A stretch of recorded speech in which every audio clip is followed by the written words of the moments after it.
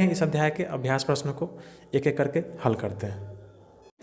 पहला प्रश्न है इसका बहुवैकल्पिक प्रश्न, इसमें सही विकल्प को आपको चुनना है। ठीक है, पहला प्रश्न है उद्योग का संबंध किस प्रकार की गतिविधि से होता है। तो उद्योग का संबंध जो है वह आर्थिक गतिविधि से होता है। ठीक है, विहित उद्योग में पूंजी निवेश की सीमा होती है 1 करोड़ से अधिक। आप पढ़ चुके हैं पीछे, जिसमें 1 करोड़ से ज़्यादा होता है उसको वृहत कहते हैं, और जिसमें 1 करोड़ से कम होता है उसको लघु कहते हैं। ठीक, लघु उद्योग कहते हैं 1 करोड़ से कम। चलिए अगला प्रश्न है दवा उद्योग किस प्रकार का उद्योग है। तो दवा उद्योग जो है वह उपभोक्ता उद्योग है। यह डायरेक्ट उपभोक्ता क्या करता है, इसको कंज्यूम करता है। ठीक, आप इसको हल्का उद्योग के श्रेणी में भी रख सकते हैं। ठीक, अगला प्रश्न है इनमें कौन औद्योगिक प्रदेश नहीं है। तो देखिए छोटा नागपुर प्रदेश है, मुंबई पुणे क्षेत्र है, गुड़गांव दिल्ली मेरठ प्रदेश है, दक्कन प्रदेश जो है यह नहीं है। ठीक है, तो इसका आंसर ये होगा। बाकी तीनों औद्योगिक प्रदेश हमारे देश का है। अगला प्रश्न है 5 नंबर, इनमें से कौन कृषि आधारित उद्योग है, यानी ऐसा उद्योग जो कृषि पर निर्भर हो पूरी तरह से। तो इसका उत्तर होगा देखिए वस्त्र उद्योग। ठीक, वस्त्र उद्योग जो है यह पूरी तरह से कपास से बनता है, और कपास का खेती होता है, वह खेतों में उपजता है। हमारे यहाँ अपने यहाँ बिहार में उतना नहीं होता है, यह कर्नाटक साइड में होता है बहुत ज़्यादा। खेतों में यह उपजता है और उसी से कपड़ा बनता है। ठीक, हम चलते हैं आगे। हमारा अगला प्रश्न है खाली स्थानों को भरने वाला। इसमें 5 प्रश्न है और 5 प्रश्नों को आपको खाली स्थानों को भरना है। पहला प्रश्न है कि भिलाई लौह इस्पात किस राज्य में है। तो यह छत्तीसगढ़ में है, तो इसके उत्तर में आप लिख देंगे छत्तीसगढ़। अगला प्रश्न है कि उद्योग के अंतर्गत कच्चे माल को डैश के उत्पादों में बदला जाता है। इसके उत्तर में आप लिख सकते हैं अधिक मूल्य के। इसका परिभाषा ही है, आपकी किताब में दिया हुआ है कि उद्योग के अंतर्गत कच्चे माल को अधिक मूल्य के उत्पादों में बदला जाता है। ठीक, अगला प्रश्न है फर्नीचर उद्योग डैश उद्योग का उदाहरण है। तो फर्नीचर उद्योग जो है वह लघु उद्योग का उदाहरण है। ठीक है, अगला प्रश्न है कि पूंजी निवेश के आधार पर उद्योग कितने प्रकार के। तो पूंजी निवेश के आधार पर उद्योग जो है वह 3 प्रकार के हैं, आप पढ़ चुके हैं पीछे। ठीक है, पहला है कुटीर, दूसरा है लघु और तीसरा है वृहत। अगला प्रश्न है सीमेंट उद्योग डैश उद्योग के अंतर्गत आता है। तो सीमेंट उद्योग जो है वह खनिज आधारित उद्योग के अंतर्गत आता है। ठीक, आप खनिज के बदला में आप भारी भी लिख सकते हैं, या भारी उद्योग के अंतर्गत भी आता है। ठीक, इसको आप वृहत उद्योग भी लिख सकते हैं, या वृहत उद्योग के अंतर्गत भी आता है। ठीक, तो ये रहा आपका खाली स्थानों को भरने वाला, आपने इसको हल कर लिया। हम चलते हैं अपने अगले प्रश्न पर। हमारा अगला जो प्रश्न है वह निम्नलिखित प्रश्नों के उत्तर दें। अधिकतम 50 शब्दों में उत्तर देना है। पहला प्रश्न है उद्योग से आप क्या समझते हैं। इसके उत्तर में देखिए यहाँ पे पीला कलर वाला जो लाइन है आप इसको लिख सकते हैं, कच्चे माल को अधिक मूल्य के उत्पादों में परिवर्तित किया जाना उद्योग है। ठीक है, एकदम आसान है। अगला प्रश्न है 2 नंबर, लघु एवं वृहत उद्योग के बीच अंतर कीजिए। इसके बीच में आपको अंतर बताना है। तो इसके उत्तर में आप लिख सकते हैं कि वर्तमान समय में 1 करोड़ रुपए से कम का निवेश जिस उद्योग में किया जाता है वह लघु उद्योग कहलाता है, आप पढ़ भी चुके हैं। और 1 करोड़ रुपए से अधिक पूंजी निवेश वाला उद्योग वृहत उद्योग कहलाता है। ठीक, आप इसको लिख सकते हैं। हमारा अगला प्रश्न है 3 नंबर, वन आधारित उद्योगों के कोई 3 उदाहरण दीजिए। ठीक है, तो वन आधारित उद्योग को आप पढ़ ही चुके हैं। इसके 3 उदाहरण में आप लिख सकते हैं कि वन आधारित उद्योग में मुख्य रूप से कागज उद्योग, औषधि यानी आयुर्वेद निर्माण उद्योग, फर्नीचर उद्योग शामिल है। ठीक है, देखिए अगला प्रश्न है आपका 4 नंबर, संयुक्त क्षेत्र का उद्योग किसे कहा जाता है, उदाहरण दीजिए। इसके उत्तर में आप लिख सकते हैं कि ऐसे उद्योग जिनका संचालन एवं स्वामित्व सरकार एवं निजी व्यक्ति या व्यक्तियों के समूह के द्वारा होता है वे संयुक्त क्षेत्र के उद्योग कहलाते हैं, जैसे मारुति उद्योग आपकी किताब में दिया हुआ है। ठीक है, आपका अगला प्रश्न है 5 नंबर, सार्वजनिक एवं निजी क्षेत्र के उद्योगों के बीच अंतर उपयुक्त उदाहरण के साथ कीजिए।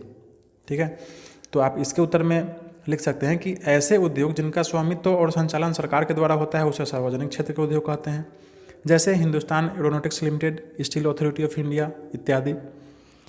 इसके बाद है वैसे उद्योग जिनका स्वामित्व या संचालन किसी एक व्यक्ति या व्यक्तियों के समूह के द्वारा होता है वे निजी क्षेत्र के उद्योग कहलाते हैं, जैसे टाटा, रिलायंस, बजाज, बिरला, जिंदल इत्यादि। ठीक है, आप इसके उत्तर में इसको लिख सकते हैं। हम चलते हैं अगले प्रश्न पर। अगला प्रश्न है 6 नंबर, भूमिका के आधार पर उद्योगों का वर्गीकरण प्रस्तुत कीजिए।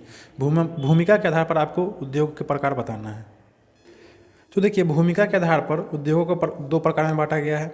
ठीक है, यहाँ पे लिखा है भूमिका के आधार पर उद्योगों को 2 भागों में बांटा गया है। पहला है आधारभूत उद्योग और दूसरा है उपभोक्ता उद्योग।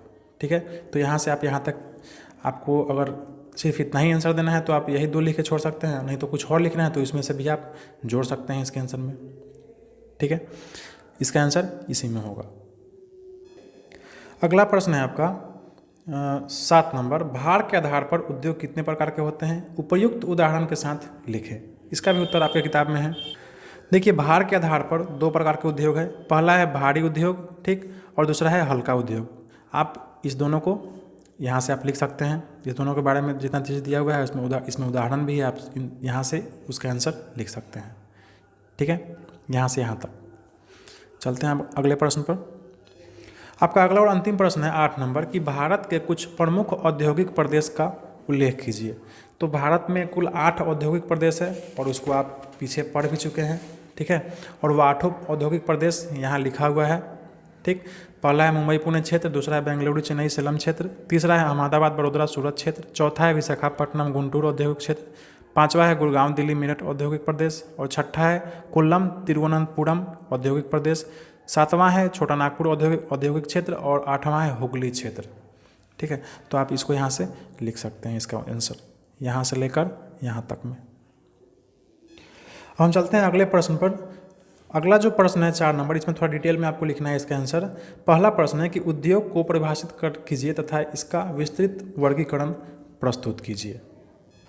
तो देखिए, इसके परिभाषा में आप लिख सकते हैं कि उद्योग का संबंध उस आर्थिक गतिविधि से है जो कि वस्तुओं के उत्पादन, खनिजों के निष्कर्षण अथवा सेवाओं की व्यवस्था से संबंधित है। ठीक है, और बात रहा इसका वर्गीकरण का, तो यहाँ पे देखिए डिटेल में उद्योगों का वर्गीकरण किया हुआ है। ठीक है, 5 आधार है। कच्चे माल के आधार पर 4 प्रकार है, पूंजी निवेश के आधार पर 3 प्रकार, स्वामित्व के आधार पर 4 प्रकार, प्रमुख भूमिका के आधार पर 2 प्रकार और कच्चे एवं तैयार माल की मात्रा एवं भार के आधार पर 2 प्रकार। आप इसको यहाँ से लिख सकते हैं। ठीक है, परिभाषा लिखने के बाद हम चलते हैं अगले प्रश्न पर। हमारा अगला प्रश्न है 2 नंबर कि कच्चे माल की प्रकृति के आधार पर उद्योगों का वर्गीकरण उपयुक्त उदाहरण के साथ कीजिए। इसके उत्तर में देखिए, यहाँ पे आप लिख सकते हैं कि कच्चे माल के आधार पर उद्योग जो है 4 प्रकार में बांटा हुआ है। कृषि आधारित उद्योग, खनिज आधारित उद्योग, वन आधारित और समुद्र आधारित उद्योग। ठीक, और इसी को पूरा डिटेल में देखिए दिया हुआ है।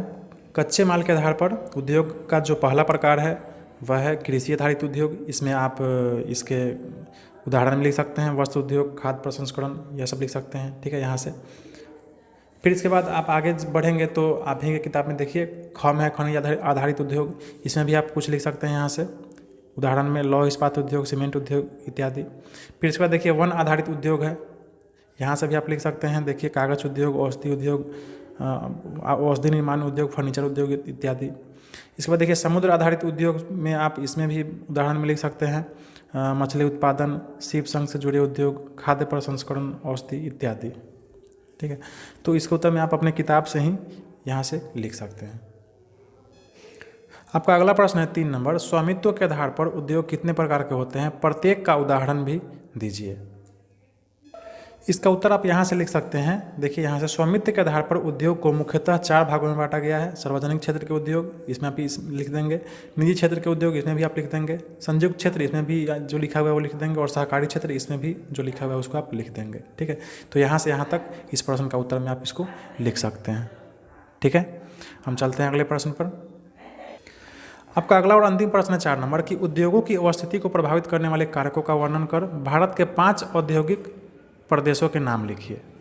ठीक है, इसके उत्तर में देखिए यहाँ पीला वाला जो बॉक्स है आप यहाँ से लिख सकते हैं कि उद्योगों की अवस्थिति को प्रभावित करने वाले कारक कच्चे माल की उपलब्धता, भूमि, जल, जलवायु, श्रम शक्ति, पूंजी, परिवहन शक्ति एवं बाजार की उपलब्धता इत्यादि है। ठीक है, एकदम आसान है, यहाँ से आप इसका आंसर लिख सकते हैं। देखिए इस प्रश्न में एक और प्रश्न उसमें दिया हुआ है कि भारत के कुछ औद्योगिक प्रदेश का नाम लिखना है, तो उसको आप यहाँ से लिख सकते हैं। देखिए भारत के 8 औद्योगिक प्रदेश है जिसमें से आपको 5 का ही नाम लिखना है, तो इस 8 में से किसी 5 का नाम लिख दे। ठीक है, आपका आंसर हो जाएगा। जाते जाते आपसे हम कहेंगे कि वीडियो को कृपया लाइक करें, मेरे चैनल को सब्सक्राइब करें और अपने दोस्तों को ज़रूर से ज़रूर शेयर करें। Thank you. पढ़ते रहें, खुश रहें।